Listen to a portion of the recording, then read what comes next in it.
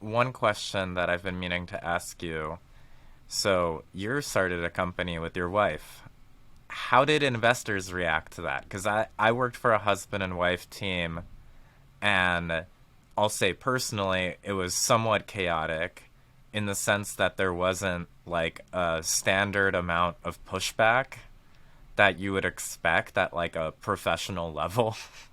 Yeah, I hear that. Like one person would bend to the other's person in the fight without like a normal discussion, like about pros and cons or things like that.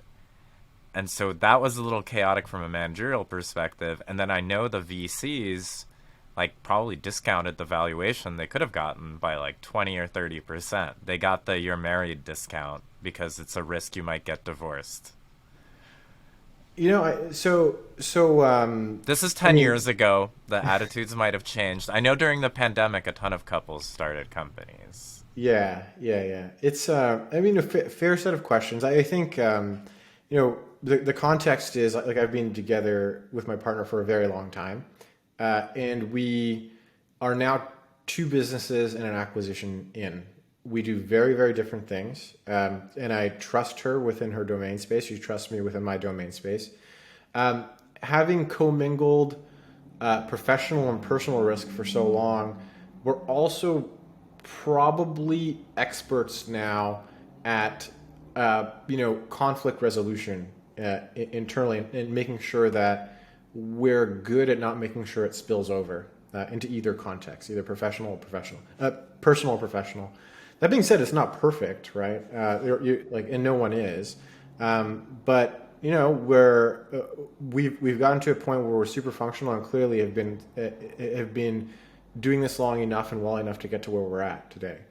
Um, on on the topic of investors, right? Like I think it's possible that you wouldn't see it looking at our cap table, but it's certainly possible that there's a discount described to husband, wife, or partner related couples. Um, I will say it's probably come up three or four times in the history of my own fundraising history, and usually it's a simple hey, we've been working together for a very long time, we do very different things, a lot of it we just talked about, and they don't think about it again. um, it, it may be that I'm treated differently from how Natalie is as well. I can almost guarantee you that as a founder, she's treated fundamentally differently from how I am, and I've seen that in action at investor parties where folks will walk up to her and say really ignorant things like, "Hey, have you met Karn from Cover? We're thinking about investing in him or have invested in him," not knowing that she's one of the co-founders of Cover. Uh, Really ignorant stuff happens all the time, and I think that's probably like the more challenging stuff that we face, and I think it's specific to her as opposed to us as a couple.